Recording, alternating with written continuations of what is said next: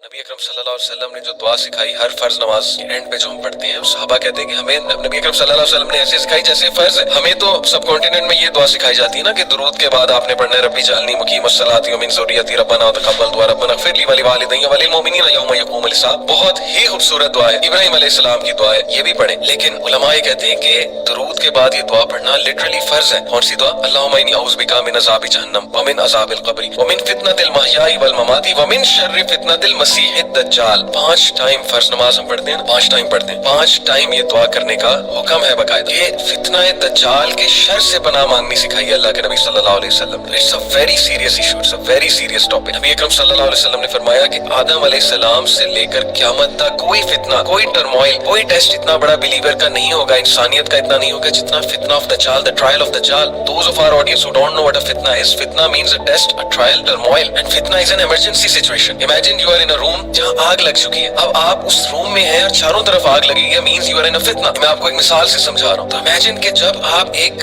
जगह रह रहे हैं और चारों तरफ आग लगी हुई है, फितनों की बारिश हो रही है बाकायदा। मैं इस दौर की बात कर रहा हूँ, आप पे इस्म्स और स्किज़म्स बारिश के कतरों की तरह बरस रहे हैं। Communism, socialism, feminism, liberalism, progressive liberalism, और क्या क्या आइडियोलॉजीज आप पर जो है वो बारिश के कतरों की तरह बरस रही हैं और हमारा बच्चा कंफ्यूज हो रहा है। जाहिर है ग्लोबलाइजेशन की वजह से जब हमारा इंटरेक्शन बढ़ा दूसरे कल्चर्स के साथ, दूसरे कंट्री के लोगों के साथ, तो जाहिर है कि हम तक उनकी बहुत सी चीजें पहुंचना शुरू हुई। किसी दौर में वीसीआर होता था, वीसीआर में मूवी लगाते थे लाके, किसी के पास था, किसी के पास नहीं था। फिर टीवी में किसी के पास था, किसी के पास नहीं था। तो कदरे हद तक लोग इस चीज से बचे हुए थे। फितने की बात कर रहा हूँ। ग्लोबलाइजेशन के फायदे भी हैं, वो एक अलग टॉपिक है, अभी हम उस पर नहीं जा रहे। मैं यहाँ पे ये बता रहा हूँ कि ग्लोबलाइजेशन की वजह से, इंटरनेट की वजह से, सोशल मीडिया की वजह से, यूट्यूब की वजह से our children have been exposed to so many things. मैं अक्सर एज ए टीचर ये बात करता हूँ पेरेंट्स से कि इफ यू थिंक कि your children are not going to ask you about LGBT, if they are not going to ask you question about homosexual, then you are wrong. और अगर आप उन्हें गुस्से से जवाब दे देंगे, धुतकार देंगे और कहेंगे क्या बातें कर रहे हो, तो फिर वो ज्यादा चांस है कि वो गलत साइड की तरफ चले जाए, आपसे मुतनफर हो। तो we have to be ready for the challenge, the bigger challenge that is coming, because all these ideologies, ये फितने,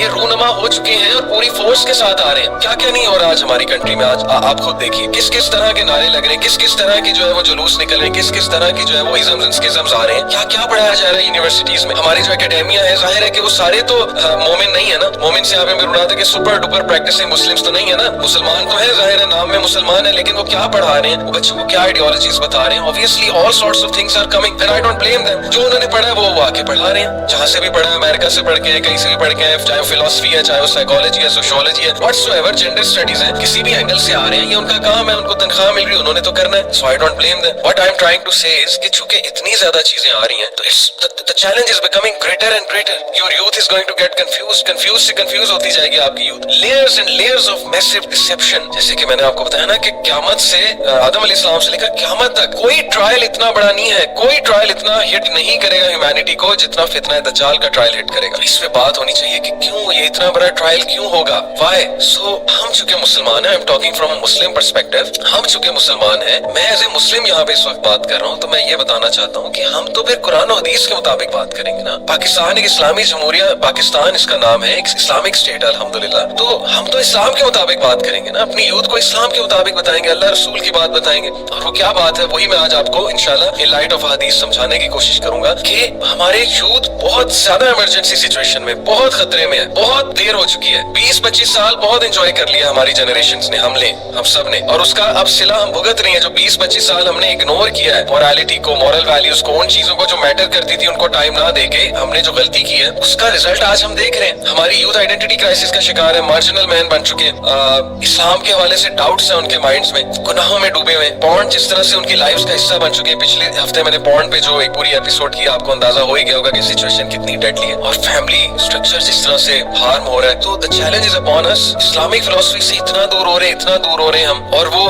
दज्जालियत की लेयर्स, वो पर्दे हमारी आंखों पे इस तरह जो है वो आगे बढ़ चुके हैं कि अब रियलिटी हमें नजर भी नहीं आ रही। तो इट्स वेरी इंपॉर्टेंट कि हम अपने जहन को बिल्कुल खोल के, हर बायसनेस को दूर करके, हर उस चीज को दूर करके एक बार सुने तो सही ना कि कुरान और हदीस क्या रहा है इस बारे में। नबी अकरम सल्लल्लाहु अलैहि वसल्लम की हदीस किस तरफ रहनुमाई फरमा रही है हमारी, ये बहुत जरूरी है। तो मैंने जो शुरू की बात वो यहाँ से शुरू की कि it is going to be the biggest फितना that the humanity has ever seen. शुरू करते हैं लुग़वी मायने से, लिटरल मीनिंग ऑफ दज्जाल। द स्कॉलर्स से दैट दज्जाल is derived from the word, ये एक मुहावरा है ना, दज्जल अल बहीर।